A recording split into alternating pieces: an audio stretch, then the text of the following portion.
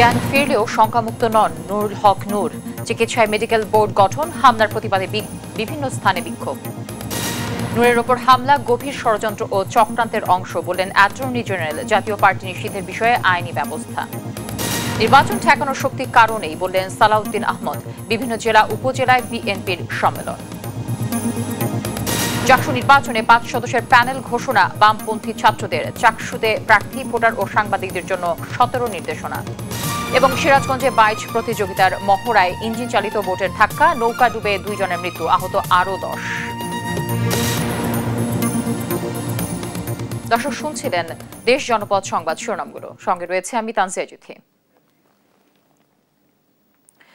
গণ অধিকার পরিষদের সভাপতি নুরুল হক নূরের চিকিৎসায় উচ্চ পর্যায়ের মেডিকেল বোর্ড গঠন করেছে ঢাকা মেডিকেল কলেজ হাসপাতাল। চিকিৎসকরা জানিয়েছেন নুরুল হকের মাথায় আঘাত রয়েছে, তার নাকের হাড় ভেঙে গেছে। জ্ঞান ফিরলেও শঙ্কামুক্ত নন বলে জানিয়েছেন চিকিৎসক। এদিকে হামলার দায় নিয়ে স্বরাষ্ট্র উপদেষ্টার পদত্যাগ দাবি করেছেন গণ অধিকার পরিষদ নেতা রাশেদ খান। ঝর্ণা রায়ের প্রতিবেদন জানাচ্ছেন NI নাহিদ। রাজধানীর কাকরাইলে শুক্রবার রাতে জাতীয় পার্টি ও গণ অধিকার পরিষদের নেতাকর্মীদের মধ্যে সংঘর্ষের ঘটনা ঘটে।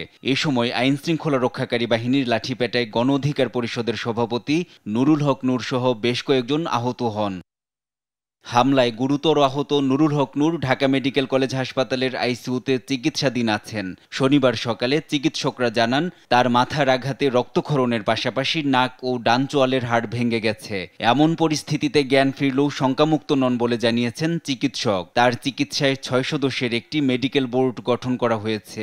আজকে সকালে আমরা একটা সিটি স্ক্যান করছি, ওখানে ওই হিমোরেজটা নাই, কিন্তু that haemorrhage is replaced by fluid. এটাকে ব্রেন ইডেমা বলে। এটা আরো খারাপ জিনিস। আমরা এখন আল্লাহ করতেছি, এই মাথার পানিটা যদি বেড়ে যায় ওনার এই কনশাস লেভেল কিন্তু থাকবে না, তখন আমাদের অন্য ব্যবস্থা নিতে হবে। সকালে ঢাকা মেডিকেল কলেজ হাসপাতালে নুরুল হক নূরকে দেখতে যান বিএনপির স্বাস্থ্য বিষয়ক সম্পাদক ডাক্তার রফিকুল ইসলাম। এ সময় আহত নূরের জন্য সবার কাছে দোয়া চান তিনি। এই ধরনের ঘটনা যে বা যারা ঘটিয়েছেন তাদেরকে অবশ্যই বিচারের আওতাধীন আসা উচিত। এদিকে ফোন করে নুরুল হক নূরের শারীরিক অবস্থার খোঁজ নিয়েছেন প্রধান উপদেষ্টা। দুপুরে ঢাকা মেডিকেলে নূরকে দেখতে এসে হামলার দায় নিয়ে স্বরাষ্ট্র উপদেষ্টার পদত্যাগ দাবি করেছেন গণ অধিকার পরিষদের সাধারণ সম্পাদক রাশেদ খান। NI নাহিদ, দেশ টিভি, ঢাকা। দর্শক, গণ অধিকার পরিষদের সভাপতি নুরুল হক নূরের সবশেষ পরিস্থিতি জানাতে সেখান থেকে যুক্ত হচ্ছেন সহকর্মী ঝর্ণা রায়। ঝর্ণা, নুরুল হকের চিকিৎসার ব্যাপারে কি বলছেন চিকিৎসকরা, কি আপডেট রয়েছে আপনার কাছে? আপনারা জানেন যে গণ অধিকার পরিষদের সভাপতি নুরুল হক নূরু এখন আইসিইউতে চিকিৎসাধীন ঢাকা মেডিকেল কলেজ হাসপাতালে রয়েছেন। সেখানে চিকিৎসকরা আমাদেরকে বেরিয়ে জানিয়েছেন যে ওনার নাকের হাড় ভেঙে গেছে এবং উনি প্রচন্ড আঘাত পেয়েছেন মাথায়, যে কারণে মাথায় রক্তক্ষরণ হয়েছে এবং একটি মেডিকেল বোর্ড গঠন করা হয়েছে। এবং তারা আরো জানিয়েছেন যে 48 ঘন্টা না যাওয়া পর্যন্ত আসলে ওনার অবস্থা কি সেটা এখন পর্যন্ত ওনারা বলতে পারবেন না। এদিকে এর আগে সকাল থেকেই বিভিন্ন রাজনৈতিক দলের নেতারা এখানে দেখা করতে এসেছেন। এখানে এসেছেন জোনায়েদ সাকি, উনিও কথা বলেছেন এবং এই ঘটনার নিন্দা জানিয়েছেন এবং ঘটনার সঙ্গে জড়িতদের গ্রেপ্তার এবং শাস্তির আওতায় আনার কথা বলেছেন। এবং বিএনপির স্থায়ী কমিটির সদস্য মঈন খান এসেছেন, মঈন খানও একই কথা বলেছেন যে 24-এ যে গণ অভ্যুত্থান হয়েছে সেটা গণতন্ত্র ফেরানোর অভ্যুত্থান ছিল, সেখানে নূরের ভূমিকা ছিল অন্যরকম। সেখানে নূরের উপর এই হামলা আসলেই নিন্দাজনক এবং এই ঘটনার তদন্ত করবে সরকার এবং অপরাধীদের বিরুদ্ধে শাস্তিমূলক ব্যবস্থা নেবে। আসলে দুপুরের পর থেকে আমরা আর কোনো রাজনৈতিক ব্যক্তিদের ওভাবে দেখিনি মেডিকেলে আসার জন্য এবং এখানে আপাতত কেউ নেই। গণ অধিকার পরিষদের কিছু কর্মী ছাড়া আসলে এখানে মেডিকেলে কেউ নেই। উনি চিকিৎসাধীন আছেন এবং চিকিৎসকরাই জানাবেন পরবর্তীতে ওনার স্বাস্থ্যের পরিস্থিতি। ধন্যবাদ। আমার সাথে যুক্ত ছিলেন ঝর্ণা রায়। গণ অধিকার পরিষদ সভাপতি নুরুল হক নূর সহ নেতাকর্মীদের উপর হামলার প্রতিবাদে দেশের বিভিন্ন জেলায় জাতীয় পার্টি কার্যালয় ভাঙচুর সহ বিক্ষোভ করেছে দলটির নেতাকর্মীরা। শুক্রবার রাতে রাজশাহী, ময়মনসিংহ, কুষ্টিয়া সহ বেশ কয়েকটি জেলায় জাপা কার্যালয় ভাঙচুর করা হয়। হামলায় জড়িতদের আইনের আওতায় আনার দাবি জানিয়ে সড়ক অবরোধ ও মানববন্ধন করে ছাত্র জনতা। আরো জানাচ্ছেন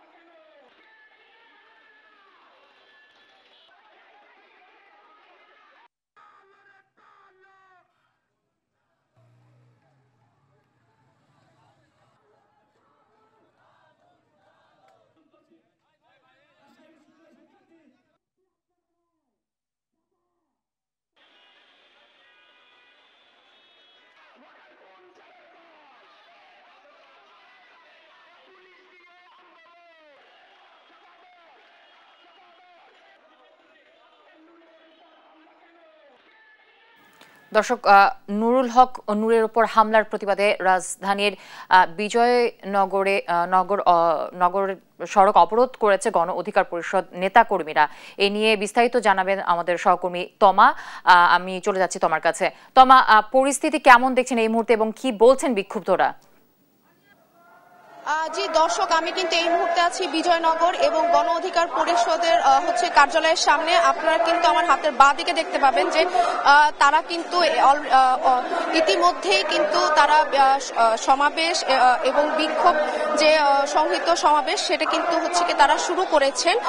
ইতিমধ্যে আপনারা জানেন যে গতকালকে যে জাতীয় পার্টি এবং গণ অধিকার পরিষদ নেতাকর্মীদের সংঘর্ষ এবং পাল্টাপাল্টি ধাওয়া যে ঘটনা ঘটে, সেই ঘটনার রেশে কিন্তু আসলে ভিপি নূর উনি কিন্তু গুরুতর আহত হয়ে কিন্তু আইসিইউতে ভর্তি এবং হসপিটালে তারই এবং তার এছাড়াও তাদের যে দলের নেতাকর্মীরা রয়েছে সেই নেতাকর্মীদেরও তারাও গুরুতর আহত হন এবং তাদের যে নেতাকর্মীদের উপর যে গুরুতর আহত হয়েছে সেই আহতর প্রতিবাদেই কিন্তু আজকে তারা এই বিক্ষোভ এবং সংহিত সমাবেশ কিন্তু গণ অধিকার পরিষদের দলের নেতাকর্মীরা করছেন। তাদের যে দাবি যে গতকালকে তাদের মিছিলের পেছন থেকে কিন্তু জাতীয় পার্টির দলের নেতাকর্মীরা তারা হামলা করে এবং এছাড়া কিন্তু তাদের যে দুই পক্ষের জাতীয় পার্টি এবং পাল্টাপাল্টি দুই দলের মধ্যে যে সংঘর্ষ হয় সেই সংঘর্ষের জন্য কিন্তু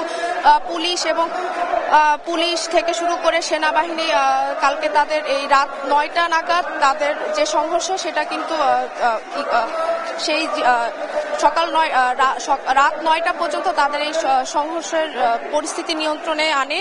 তো আজকে তাদের যে দাবি সেই দাবি ভিপি নূরের যে গুরুতর আহত হয়েছেন এবং তারা নেতাকর্মীরা তারা যে আহত হয়েছেন তারা যে গুরুতর আহত হয়েছেন সেই আহতের তীব্র নিন্দা তারা জানাচ্ছেন এবং তারা বলছেন যে তাদের কালকে মিছিল যে হয়েছে তাদের মিছিলে পেছন থেকে হামলা করা হয়। অন্যদিকে কিন্তু জাতীয় পার্টির পাল্টা তারাও অভিযোগ জানিয়েছে যে তাদের প্রধান কার্যালয়ে হামলা হয়েছে এবং ওই মিছিল থেকে এবং এছাড়াও কিন্তু এই কালকে যে গুরুতর হামলা হয়েছে সেই হামলায় কিন্তু রাশেদ খান উনিও কিন্তু আহত হয়েছেন এবং গতকালকে রাত্রে কিন্তু রাশেদ খান ফেসবুকে একটি পোস্ট দিয়েছে যে আজকে তারা এই হামলার প্রতিবাদে কিন্তু তারা মশাল মিছিল ডাকবে এবং সন্ধ্যার সময় তাদের একটা মশাল মিছিল হবে এবং এছাড়াও গণ অধিকার পরিষদের লোকেদের যে দাবি দেওয়া সেই দাবি দেওয়া না পর্যন্ত কিন্তু তারা আসলে এই সড়ক থেকে তারা ছড়বেন না এবং তারা ইতিমধ্যেই কিন্তু সড়ক অবরোধ করে ফেলেছেন। দর্শক, আপনারা দেখতে পাচ্ছেন যে আমার আশেপাশে যে তারা কিন্তু সড়ক অবরোধ করে তারা এই সংঘর্ষ এই সমাবেশটি কিন্তু করছে এবং অলরেডি রাস্তায় অনেকে কিন্তু শুয়ে পড়েছে এবং শুয়ে কিন্তু তারা আসলে তারা যে এই হামলা তীব্র নিন্দা জানাচ্ছে। এভাবে কিন্তু দেখতে পাবেন যে নেতাকর্মীরা কিন্তু শুয়ে পড়েছে এবং তাদের দাবি দেওয়া না মানা পর্যন্ত কিন্তু তারা আসলে এই সড়ক থেকে সড়ক ছাড়বে না। তো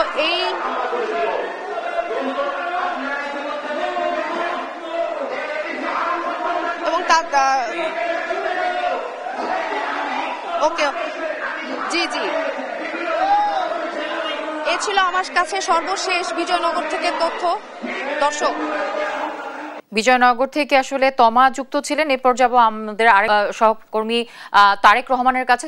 তারেক রহমান, আপনি নিশ্চয়ই শুনতে পাচ্ছেন, আপনার সেখানকার পরিস্থিতি যদি আমাদের দর্শকের সামনে তুলে ধরতেন। যেমনটি দেখছেন, গতকাল জাতীয় গণ অধিকার পরিষদের সভাপতি ভিপি নূরের উপর যে হামলা হয়েছে সেটির প্রতিবাদে এই মুহূর্তে কিন্তু গণ অধিকার পরিষদ সহ জুলাই মঞ্চ সহ কয়েকটি সংগঠনের নেতাকর্মীরা রাজধানীর বিজয়নগরের জাতীয় নাগরিক পার্টির এই কার্যালয় গণ অধিকার পরিষদের এই কার্যালয়ের সামনে কিন্তু এই মুহূর্তে বিক্ষোভ সমাবেশ করছে এবং দুই পাশের সড়কটি কিন্তু অবরোধ করে নেতাকর্মীরা রাস্তায় বসে আছেন এবং তারা যেমনটি বলছেন গতকাল ভিপি নূর সহ গণ অধিকার পরিষদের নেতাকর্মীদের উপর হামলার সঙ্গে যারা জড়িত তাদেরকে দ্রুত চিহ্নিত করে আইনের আওতায় আনতে হবে। একই সঙ্গে আমরা কিছু পক্ষকে দেখছি যে এখানে আইন শৃঙ্খলা রক্ষাকারী বাহিনী যারা অতি উৎসাহিত হয়ে এভাবে আক্রমণ করেছেন তাদের দ্রুত ব্যবস্থার দাবি জানান। একই সঙ্গে জাতীয় পার্টির উপরে কিন্তু তারা দায় দিচ্ছেন এবং তারা যেমনটি বলছেন বাংলাদেশের রাজনীতিতে জাতীয় পার্টি একটি বিস্ফোরা এবং এই জাতীয় পার্টির জন্যই কিন্তু গতকাল এই ধরনের সংঘর্ষ এবং পরবর্তীতে আইন শৃঙ্খলা রক্ষাকারী বাহিনীর এই আক্রমণ, এমনটি কিন্তু তারা বলছেন। এই মুহূর্তে কিন্তু আমরা দেখছি এই জায়গাটিতে গণ অধিকার পরিষদের নেতাকর্মীরা কিন্তু তাদের সেই প্রতিক্রিয়া জানাচ্ছে এবং যদি একটু দেখার চেষ্টা করি জায়গাটিতে বিদায় না করে আমরা ক্ষমতা আমরা কখনো এই চোরদেরকে আমরা ছাড়বো না।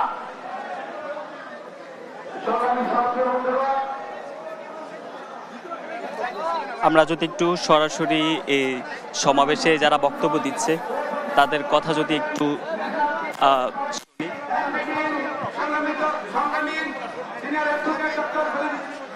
ফরিদুজ্জামান রহমান ফরহাদ ভাই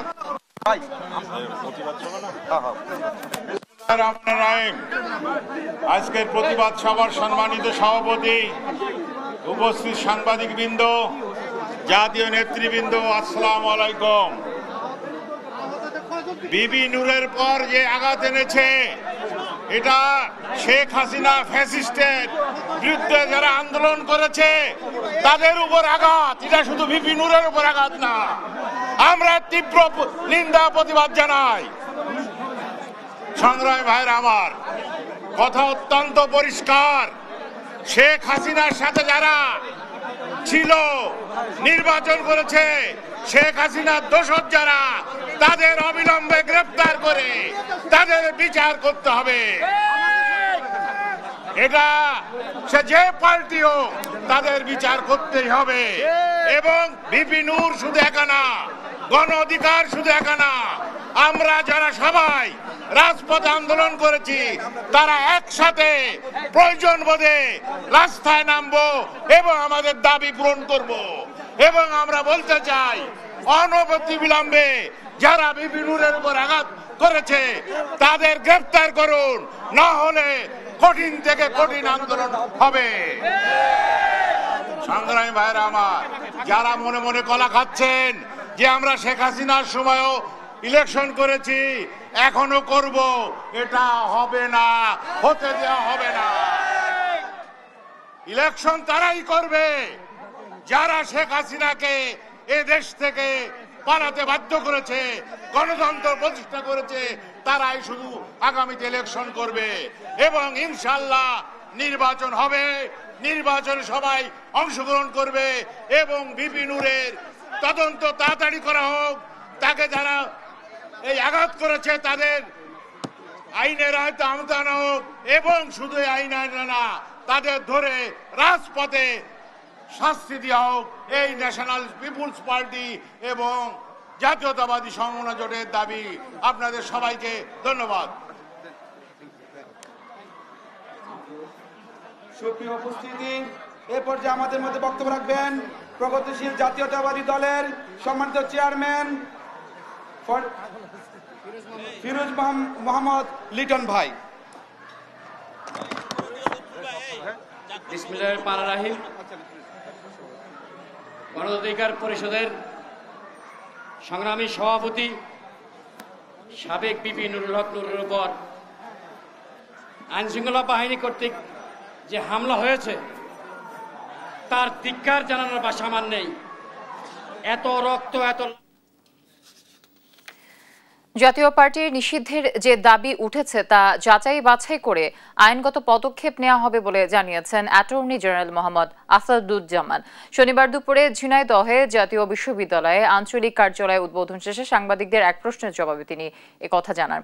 নূরের উপর হামলাকে ন্যাক্কারজনক উল্লেখ করে অ্যাটর্নি জেনারেল বলেন, জাতীয় পার্টি 1982 সাল থেকে 90 সাল পর্যন্ত মানুষের রক্তের সঙ্গে বেইমানি করেছে। তারা জুলাই বিপ্লবে আওয়ামী লীগকে সহযোগিতা করেছে। তাই নিষিদ্ধের যে দাবি উঠেছে তা আইনগত দিক যাচাই বাছাই করে পদক্ষেপ নেওয়া হবে। নূরের উপর হামলা গভীর ষড়যন্ত্র ও চক্রান্তের অংশ বলেও মন্তব্য করেন তিনি।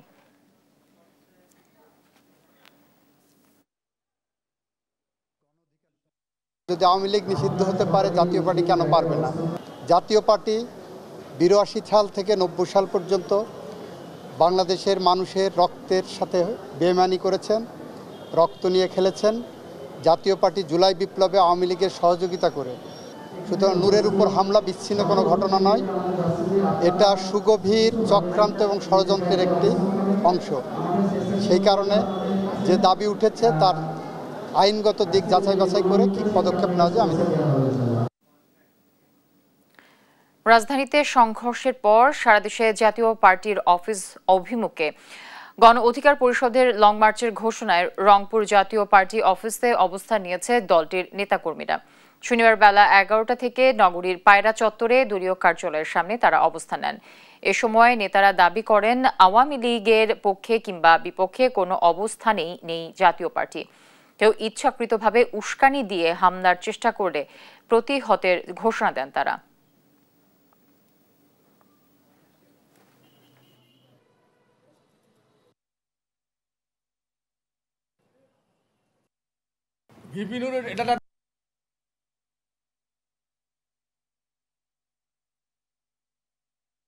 জাকসু নির্বাচনে বামপন্থী সংগঠন ও প্রগতিশীল প্রার্থীদের নিয়ে 5 সদস্যের সংসপ্তক পর্ষদ নামে প্যানেল ঘোষণা করেছে সমাজতান্ত্রিক ছাত্র ফ্রন্ট ও ছাত্র ইউনিয়ন। প্যানেলে জাহিদুল ইসলাম ইমনকে সাধারণ সম্পাদক ও সোহাগী সামিয়াকে যুগ্ম সাধারণ সম্পাদক প্রার্থী মনোনীত করা হয়। দুপুরে শহীদ মিনারের পাদদেশে সংবাদ সম্মেলন করে প্যানেল পরিচিতি ও বিশ্ববিদ্যালয় প্রশাসনের কাছে 13 দফা দাবি তুলে ধরেন তারা। অভিযোগ করেন, অভ্যুত্থান পরবর্তী সময়েও শিক্ষা ব্যবস্থায় এখন পর্যন্ত সংস্কার হয়নি। এদিকে চট্টগ্রাম বিশ্ববিদ্যালয়ে কেন্দ্রীয় ছাত্র সংসদ নির্বাচনের আচরণবিধি প্রকাশ করা হয়েছে। এতে প্রার্থী, ভোটার ও কর্মরত সাংবাদিকদের জন্য 17টি নির্দেশনা দেওয়া হয়েছে। ঘাটতি লক্ষ্য করছি। একই সাথে 24টি বিভাগে এখন অবধি ফাইনাল পরীক্ষা চলছে, নির্বাচনে অংশগ্রহণ করতে পারছেন না। অতীতে বাংলাদেশের গণতন্ত্রের উপরে সব সময় হামলা হয়েছে বলে মন্তব্য করেছেন বিএনপির স্থায়ী কমিটির সদস্য সালাউদ্দিন আহমদ। দীর্ঘ 11 বছর পর নেত্রকোনা জেলা বিএনপি ত্রিবার্ষিক সম্মেলনে তিনি এই কথা বলেন। আর ফেব্রুয়ারি মাসে নির্বাচন বানচাল করার ষড়যন্ত্র হিসেবে নূরের উপর হামলা হয়েছে বলে মন্তব্য করেছেন বিএনপির যুগ্ম মহাসচিব শহীদ উদ্দিন চৌধুরী অ্যানি। লক্ষ্মীপুর সদরে হওয়া বিএনপির এক সম্মেলনে তিনি এই কথা বলেন। সহকর্মীদের পাঠানো তথ্য ও ছবিতে বিস্তারিত জানাচ্ছেন শামীম হোসেন। দীর্ঘ 11 বছর পরে শনিবার নেত্রকোনা শহরের মোক্তারপাড়া মাঠে অনুষ্ঠিত হয় বিএনপির দ্বিবার্ষিক সম্মেলন। সমাবেশে প্রধান অতিথির বক্তব্যে বিএনপির স্থায়ী কমিটির সদস্য সালাউদ্দিন আহমেদ বলেন, যারা বাংলাদেশকে করদ রাজ্যে পরিণত করেছিল তাদের অবস্থান এখন দেশের বাইরে। যারা এই দেশকে করদ রাজ্যে পরিণত করতে চেয়েছিল তাদের ঠাঁই হয়েছে সেই আশ্রিত হিসাবে সেই রাজ্যে। এটাই বাংলাদেশের ইতিহাস। প্রায় 10 বছর আমি নির্বাসনে থাকতে বাধ্য হয়েছি। আমার জীবনটাই নির্বাসনে, নির্যাতনে, কারান্তরালে আয়না করে কাটিয়েছি। লক্ষ্মীপুরে অনুষ্ঠিত হয় সদর উপজেলা পশ্চিম বিএনপির সম্মেলন।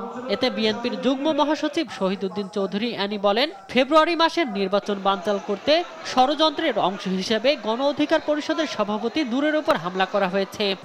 নূরের উপর আঘাত কেন করেছে এটা খুঁজে বের করতে হবে। এটা আরেকটা ষড়যন্ত্র।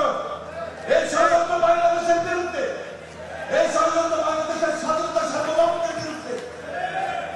এই ষড়যন্ত্র সামনে যে ফেব্রুয়ারিতে নির্বাচন হওয়ার কথা, এই নির্বাচনের বিরুদ্ধে। মেহেরপুরে অনুষ্ঠিত হওয়া বিএনপির জেলা সম্মেলনে দেয়া প্রধান অতিথির বক্তব্যে বিএনপির ভাইস চেয়ারম্যান অধ্যাপক নার্গিস বেগম বলেন, দেশে এখন গণতান্ত্রিক শক্তিগুলোর মধ্যেও বিভেদ সৃষ্টির জোর চেষ্টা চলছে।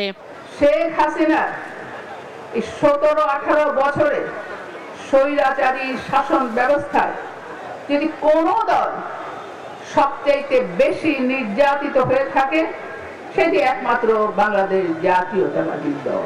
জনগণের শঙ্কা দূর করতে দ্রুত নির্বাচনের দাবিও জানান তিনি। শামীম হোসেন, নিউজ ডেস্ক, দেশ টিভি। গণ অধিকার পরিষদের সভাপতি নুরুল হক নূর সহ নেতাকর্মীদের উপর হামলার নিন্দা ও দোষীদের বিচার দাবি করেছেন জামায়াতে ইসলামীর সহকারী সেক্রেটারি জেনারেল মুয়াজ্জম হোসাইন হেলাল। শনিবার বেলা 12:30টায় বরিশাল প্রেস ক্লাব মিলনায়তনে সাংবাদিকদের সাথে মতবিনিময় সভায় একথা বলেন তিনি। হেলাল বলেন, রাজনৈতিক নেতাদের ওপর হামলা দেশের জন্য ক্ষতিকর পরিস্থিতি তৈরি করবে, তাই সরকারকে দ্রুত পদক্ষেপ নিতে হবে। আসন্ন জাতীয় সংসদ নির্বাচন সামনে রেখে আয়োজিত এ সভায় তিনি আরও বলেন, জনগণ পরিবর্তন চায় এবং জামায়াতকে ত্যাগী ও দায়িত্বশীল নেতৃত্ব হিসেবে বেছে নেবে।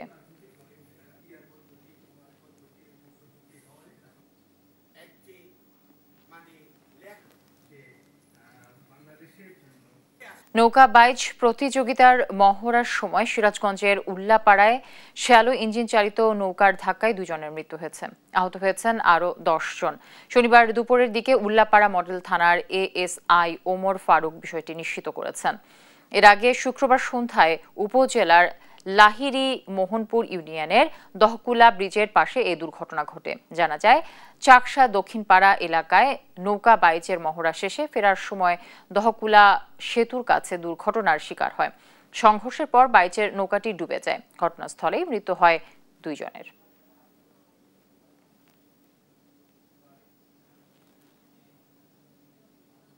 কুড়িগ্রামের কচাকাটায় বসির উদ্দিন নামে এক বৃদ্ধের মরদেহ উদ্ধার করেছে পুলিশ। শনিবার সকাল 9:30টার দিকে কচাকাটা থানার সিঙ্গিমারি এলাকায় বাড়ির পাশের পুকুর থেকে মরদেহ উদ্ধার করা হয়। কচাকাটা থানার ভারপ্রাপ্ত কর্মকর্তা শাহ আলম জানান, পরিবারের প্রথম পক্ষের সন্তানদের দাবি বৃদ্ধকে পানিতে ফেলে দ্বিতীয় পক্ষের সন্তানরা হত্যা করেছে। তবে দ্বিতীয় পক্ষের সন্তানদের দাবি, পুকুরে গরুকে গোসল করাতে গিয়ে তিনি পানিতে পড়ে যান। চলতি বছর ফেব্রুয়ারি মাসে ওই বৃদ্ধের 2.11 একর জমি দ্বিতীয় পক্ষের 2 সন্তান লিখে নেয়। এ নিয়ে 2 পক্ষের সন্তানদের মাঝে দ্বন্দ্ব চলছিল।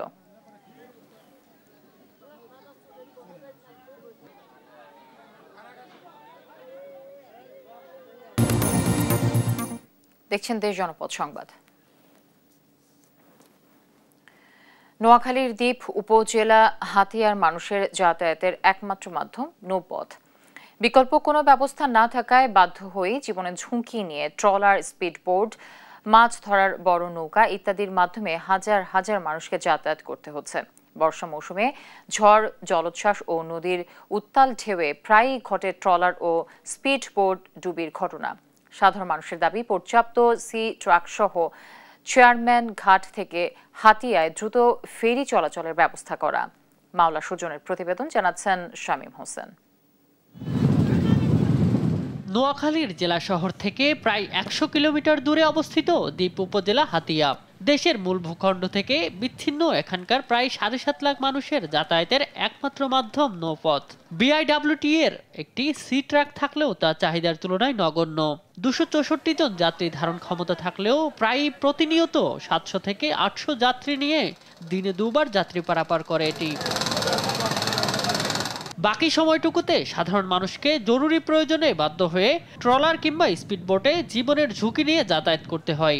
যান্ত্রিক ত্রুটি কিংবা অতিরিক্ত যাত্রী বোঝাই করার কারণে কখনো কখনো নদীর মাঝপথে ইঞ্জিন বিকল হয়ে দুর্ঘটনার শিকার হতে হয়। সিটে আগে যে অ্যাক্টিভ দেওয়ার পরে বাকি টিপে 200, 100, 300 যাত্রী তো অনেক সময় থাকে।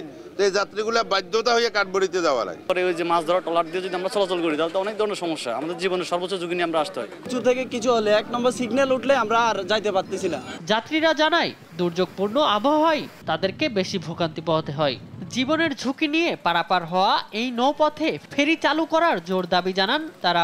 বৃষ্টি, বাদল ইত্যাদি যখন সিগন্যাল উঠে তখন আমাদের জন্য যাতায়াতটা একেবারে বেশি, আমাদের জানের খতরা হয়ে যায়, যেটা হচ্ছে মৃত্যুর আশঙ্কা আমাদের বেশি থাকে। 4-5 দিন ঘাটের থেকে ফেরি চলে গেছে, আমাদের রোগী নিয়ে অনেক কষ্ট। আমরা হাতিয়া থেকে আসতে আমি প্রায় 6টার সময় বাইরে হয়েছি, এখন প্রায় 10টা-11টা বাজে গেছে। এখন হাতিয়া থেকে যদি আমরা চেয়ারম্যান আসতে 10টা-11টা বাজে, তাহলে আমরা আমার গন্তব্যস্থানে কখন যাব? যাত্রীদের ভোগান্তির কথা স্বীকার করে উপজেলা নির্বাহী কর্মকর্তা জানান, বিআইডব্লিউ এর পক্ষ থেকে ফেরির আশ্বাস পাওয়া গেছে। স্পিডবোট এবং সি ট্রাক 3টি ওভারলোডেড করে যাত্রী পারাপার করেন। এর ফলে যাত্রী সাধারণ যেমন গলদঘর্ম হয়ে যায়, তেমনি ভাবে তারা আরো অনেক নানামুখী ভোগান্তির শিকার হন। বিআইডব্লিউটি এর সাথে আমরা কথা বলেছি। বিআইডব্লিউটি যাত্রী সাধারণের কথা চিন্তা করে তারা আমাদেরকে একটি ফেরি এবং একটি সি ট্রাক দেওয়ার আশ্বাস দিয়েছেন। যাত্রীদের নৌপথে যাত্রা নিরাপদ করতে সি ট্রাকের সংখ্যা বাড়ানো এবং ফেরি চালু সহ সংশ্লিষ্ট প্রশাসনকে প্রয়োজনীয় ব্যবস্থা গ্রহণের দাবি এখন দ্বীপের মানুষের। শামীম হোসেন, নিউজ ডেস্ক, দেশ টিভি। আন্তর্জাতিক গুম দিবস উপলক্ষে সিলেট এবং লক্ষ্মীপুরে মানববন্ধন করেছে মায়ের ডাক এবং গুম হওয়া পরিবারের সদস্যরা। শনিবার দুপুরে সিলেট কেন্দ্রীয় শহীদ মিনারে এ মানববন্ধনের আয়োজন করেন আমরা গুম পরিবার। এ সময় বক্তারা বলেন, শেখ হাসিনা পতনের 1 বছর পার হলেও বর্তমান সরকার গুম হওয়া ব্যক্তিদের ফিরিয়ে দিতে কোনো কার্যকর উদ্যোগ গ্রহণ না করায় দুঃখজনক বলে মন্তব্য করেন। লক্ষ্মীপুরে গুমের শিকার বিএনপি নেতা ওমর ফারুক, যুবদল নেতা ইকবাল মাহমুদ জুয়েল সহ গুমের ঘটনার সাথে জড়িতদের বিচারের দাবিও জানান স্বজনরা। খুনের সাথে যে সকল অফিসারগণ জড়িত, যারা লোকাল পলিটিক্যাল আওয়ামী লীগের লোকজন যারা জড়িত, তারা এখনো নির্দ্বিধায় বাইরে ঘুরে বেড়াচ্ছে স্বাধীনভাবে, কিন্তু তাদেরকে কোনো দর পাগল করা হচ্ছে না। আমাদের দলের বিএনপির লোকজনদেরকে ধরে ধরে নিয়ে যাচ্ছে, কিন্তু এই ঘটনাগুলোর সাথে যারা জড়িত, এই গুম খুনের সাথে যারা জড়িত, তাদেরকে যেন ধরা হচ্ছে না। আমরা প্রশাসনের কাছে জবাব চাই। গুম কমিশনের সমস্ত ক্ষমতা গুম কমিশনের হাতে হস্তান্তর করা হোক, তদন্তের প্রতিবেদন আমাদের সামনে উপস্থাপন করা হোক। আশুলিয়ায় দুর্বৃত্তের ছুরিকাঘাতে কাভার্ড ভ্যান চালক শামীম হোসেন হত্যাকাণ্ডে জড়িত 5 ছিনতাইকারীকে গ্রেফতার করেছে পুলিশ। তাদের থেকে জব্দ করা হয়েছে হত্যায় ব্যবহৃত ছুরি। শনিবার সকালে আশুলিয়া থানায় সংবাদ সম্মেলন করে এ তথ্য জানিয়েছে সাভার সার্কেলের অতিরিক্ত পুলিশ সুপার শাহিনুর কবির। বলেন, গ্রেফতারকৃতরা সোমবার ভোর রাতে ঢাকা আরিচা মহাসড়কের আশুলিয়ার 20 মাইলে সিমেন্ট বোঝাই কাভার্ড ভ্যান লুটের উদ্দেশ্যে চালককে ছুরিকাঘাতে আহত করে। এ সময় চালকের অবস্থা আশঙ্কাজনক হলে ছিনতাইকারীরা সিমেন্ট বোঝাই কাভার্ড ভ্যান লুট না করে পালিয়ে যায়। সিসিটিভি ক্যামেরার ফুটেজ বিশ্লেষণ করে এবং তথ্য প্রযুক্তির সহায়তায় শুক্রবার দিনভর অভিযান চালিয়ে 5 জনকে গ্রেফতার করা হয়। বরিশাল কেন্দ্রীয় শহীদ মিনারে শিক্ষার্থী ঐক্য পরিষদের উদ্যোগে জুলাই যোদ্ধাদের সংবর্ধনা দেওয়া হয়েছে। শনিবার বরিশাল কেন্দ্রীয় শহীদ মিনারে বেলা 12টায় শিক্ষার্থী ঐক্য পরিষদের উদ্যোগে এই অনুষ্ঠানের আয়োজন করা হয়। এতে শহীদ পরিবারের স্বজনসহ রাজনৈতিক, সামাজিক ও শিক্ষক প্রতিনিধিরা উপস্থিত ছিলেন। অতিথিরা বলেন, এই আয়োজন জুলাই যোদ্ধাদের ঐক্যবদ্ধ করবে এবং জুলাই গণ অভ্যুত্থানের প্রত্যাশা পূরণে সহায়তা করবে।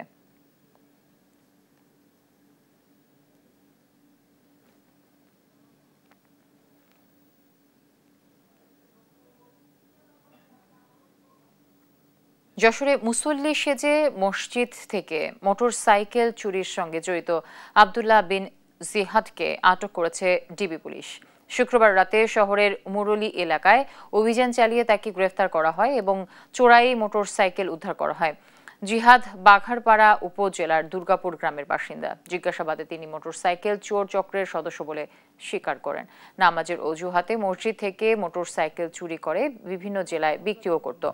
জেলা ডিবি অফিসার ইনচার্জ জানান, চক্রের অন্যান্য সদস্যদের ধরতে অভিযান চলছে।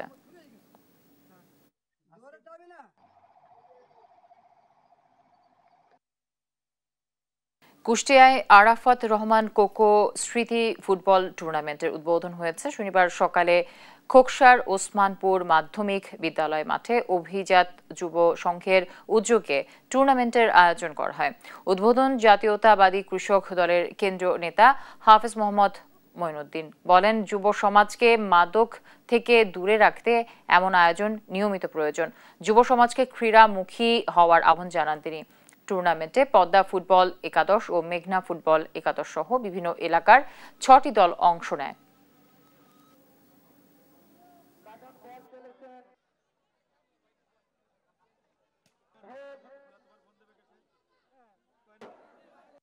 বাচ্চাদেরকে ঘরে যতটুকু রাখা সম্ভব খেলার মাঠে কিন্তু তাদেরকে পাঠানো সম্ভব হচ্ছে না।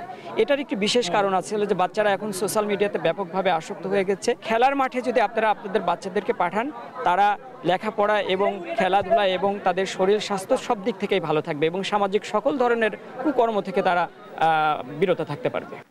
দর্শক, মুন্সিগঞ্জে চলছে বাংলাদেশ ফুটবল ফেডারেশনের আয়োজনে জাতীয় চ্যাম্পিয়নশিপ ফুটবল 2025-এর উদ্বোধনী খেলা। এ নিয়ে জানাতে যুক্ত হচ্ছেন সহকর্মী সুমিত সরকার। সুমন, অনুষ্ঠানের পরিস্থিতি কেমন দেখছেন জানাবেন আমাদেরকে। জি, তারুণ্যের উৎসব উপলক্ষে কিন্তু মুন্সিগঞ্জে জাতীয় চ্যাম্পিয়নশিপ টুর্নামেন্ট কিন্তু আয়োজন করেছে বাফুফে। এখানে কিন্তু বিকেল 3টায় কিন্তু যুব ও ক্রীড়া মন্ত্রণালয়ের উপদেষ্টা আসিফ মাহমুদ কিন্তু এই এই খেলা কিন্তু উদ্বোধন করেছেন এবং এখানে কিন্তু দেশের 64 জেলার টিম কিন্তু এই অনুষ্ঠানে কিন্তু এই খেলায় কিন্তু অংশ নেবেন। এখানে আজকে মুন্সিগঞ্জ এবং মাদারীপুরের খেলার মাধ্যমে কিন্তু এই টুর্নামেন্ট কিন্তু উদ্বোধন করেছেন বাংলাদেশ বাফুফের যে সভাপতি রয়েছেন তিনি কিন্তু এই টুর্নামেন্টের উদ্বোধন করেছেন এবং প্রধান অতিথি হিসেবে উপস্থিত ছিলেন এই যুব ও ক্রীড়া মন্ত্রণালয়ের উপদেষ্টা। আমি এখানে একজনের সাথে একটু কথা বলার চেষ্টা করব যে এই মুন্সিগঞ্জে আসলে এইরকম টুর্নামেন্ট আপনারা কিভাবে দেখছেন? আসলে আনন্দের বিষয়, বাংলাদেশ ফুটবল ফেডারেশনকে ধন্যবাদ যে এত সুন্দর একটা আয়োজন করার জন্য। আমাদের মুন্সিগঞ্জ জেলা স্টেডিয়ামে বি লিগে খেলা হয়, এখন জাতীয় চ্যাম্পিয়নশিপ হচ্ছে। আশা করি আগামীতে এখানে ফেলাডারি স্থাপন করবে যুব ক্রীড়া মন্ত্রণালয় এবং আমাদের বাংলাদেশ জাতীয় দলের যে মহিলা এবং পুরুষদের বিভিন্ন ইভেন্টের এজ লেভেলের খেলা এবং জাতীয় পর্যায়ে খেলাগুলো যে বিভিন্ন হয়, একসময় রাজশাহী হয়েছে এবং কি বগুড়া হয়েছে। আমরা আশাবাদী এই মুন্সিগঞ্জ জেলা স্টেডিয়ামে বাংলা জাতীয় দলের যদি একটা ম্যাচ প্রতি ম্যাচ হোক, যে কোনো ম্যাচ দিলে আরও দর্শক বেশি হবে। আর পাশাপাশি ফেলাডারি ব্যবস্থা করলে বিলিগের ম্যাচগুলো ফেলাডারি হবে এবং কি দর্শকরা বাংলাদেশ ফুটবলের প্রতি আরও চেরাপ করবে। যেহেতু মহিলা ফুটবল বাংলাদেশে অনেক এগিয়ে নিয়েছে, বাংলাদেশ ফুটবলটাকে এগিয়ে নিয়ে যাচ্ছে। আমরা আশা করি বাংলাদেশ ফুটবলের উন্নয়নের পিছিয়ে মুন্সিগঞ্জের অবদান থাকবে। ধন্যবাদ আপনাকে। জ্যোতি, আপনি আসলে যেমনটি শুনছিলেন এখানে কিন্তু তারা এখানে যারা খেলা দেখতে এসেছেন তারা কিন্তু বলছেন যে দিনের পাশাপাশি যদি রাতে কিন্তু ফ্লাইট টাইটের ব্যবস্থা থাকলে এখানে কিন্তু আরও ম্যাচ কিন্তু আরও অনুষ্ঠিত হবে। এই খেলাটি কিন্তু আসলে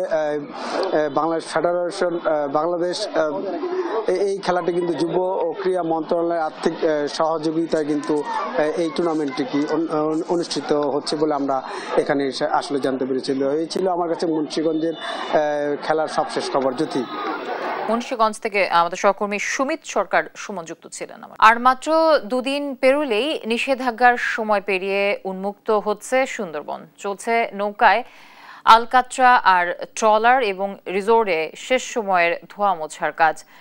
7 রবে উন্মুক্ত হচ্ছে সুন্দরবন। সহকর্মী শরীফুল্লাহ কায়সার সুমনের প্রতিবেদন জানাচ্ছেন ফারজানা আফরোজ টুম্পা। সুন্দরবন বিশ্রামের জন্য সরকারি আদেশে জুন, জুলাই, আগস্ট 3 মাস দেয়া হয় ছুটি। ঘোষিত এই বন্ধের সময়ে সুন্দরবনের বাওয়াল মোয়াল জেলে পর্যটক সহ সবার প্রবেশাধিকার বন্ধ করে দেওয়া হয়। ফলে বন নির্ভর লাখ লাখ বনজীবী পড়ে যায় বিপাকে। তাই 3 মাস বন্ধের পর সুন্দরবনে ঢোকার জন্য উন্মুক্ত হয়ে আছে সবাই। বেকার হয়ে পড়া জেলেরা 3 মাস পড়ে থাকা নৌকায় আলকাত্রা দিয়ে ঝকঝকে করে তুলছেন। সুন্দর সাজে সাজতে প্রস্তুতি নিচ্ছে টুরিস্ট ট্রলারগুলো। রিসোর্টগুলোও সেজেছে নান্দনিক সাজে। এখন এই এলাকায় একটা উৎসবের আমেজ কাজ করছে। কেউ নৌকায় আলকাত্রা মাখছে, আমাদের রিসোর্টগুলো বিভিন্নভাবে পরিষ্কার পরিচ্ছন্ন করে তারা ফুল বাগান তৈরি করছে। আমরা সবাই আমাদের বোটগুলো ক্লিন করতেছি। তারা সর্বোচ্চ প্রস্তুতি নিচ্ছে বাইরে থেকে যে টুরিস্টরা আসবে তাদেরকে সর্বোচ্চ সেবা দেওয়ার জন্য। তবে সুন্দরবন সংশ্লিষ্টরা বলছেন বছরের অর্ধেক সময় বন্ধ থাকায় কখন খোলা বা বন্ধ তার টের পান না পর্যটকরা। তাই পর্যটকরা সুন্দরবন বিমুখ হয় বনজীবীদের কাঙ্ক্ষিত রোজগার কমে গেছে। পাশ বন্ধ থাকার কারণে অনেক পর্যটন সেদিকে থাকার কোথাও জায়গা পায় না, একবারে একটু ফিরে যায়, দ্বিতীয়বার আসতে চায় না। সুন্দরবনে প্রতিনিয়ত যে মানুষগুলো বন থেকে মধু, মাছ, কাঁকড়া, গোলপাতা সহ বিভিন্ন ধরনের সম্পদ আহরণ করে তারা জীবিকা নির্বাহ করে থাকে, কিন্তু হঠাৎ যখন এই সরকারি নিষেধাজ্ঞা চলে আসে তখন তারা আসলে একটা হতভম্ব বিপাকে পড়ে যায়। লাখ লাখ মানুষ আসলে অনেক কষ্টতে আসলে জীবনযাপন করে, এমনকি কারোর চুলায় হাড়ি পর্যন্ত ওঠে না। দীর্ঘ সময় বন্ধ থাকার পর জেলে বাওয়ালি থেকে টুরিস্ট গাইড সবার চোখে মুখে পেশায় ফিরে যাওয়ার স্বস্তি ও আনন্দের দেখা মিলছে। তবে বছরে 6 মাস বন্ধ থাকায় যে দুর্দশা তৈরি হয় তা থেকে পরিত্রাণ পেতে সরকারের কাছে আবেদন জানিয়েছেন সংশ্লিষ্টরা। কাজকর্ম থাকে না, তখন যদি সরকারি পক্ষ থেকে তাদেরকে কোনো ধরনের সহযোগিতা বা হাত বাড়ানো হয় তাহলে তাদের জীবনযাত্রার মানটা কিছুটা হলেও হুমকে যাওয়া থেকে মুক্তি পাবে। তাদের দুরবস্থার কথা চিন্তা করে যাতে আরেকটু সরকারি পরিষেবা দেওয়া যায়। উন্মুক্ত সময়ে শৃঙ্খলা বজায় রাখার পাশাপাশি অনিবন্ধিত নৌকা ট্রলারের অনুপ্রবেশ ঠেকাতে বিশেষ রঙের নিশানা থাকবে বলে জানায় বন বিভাগ। প্রত্যেকটা নৌকাতে বিএলসি নাম্বার আমরা সাদা রং দিয়ে আমরা দিয়ে দেব, পাশাপাশি সাতক্ষীরা রেঞ্জের যে নির্ধারিত রং সবুজ রং আমরা প্রত্যেকটা নৌকাতে আমরা দিয়ে দেব। সরকারি আদেশে 1 জুন থেকে 31 আগস্ট টানা 3 মাস সুন্দরবন বন্ধ থাকার পর 1 সেপ্টেম্বর সুন্দরবনের 4টি রেঞ্জ থেকে একযোগে বনে প্রবেশ করতে পারবেন বনজীবী ও পর্যটকরা। ফারজানা আফরোজ টুম্পা, নিউজ ডেস্ক, দেশ টিভি।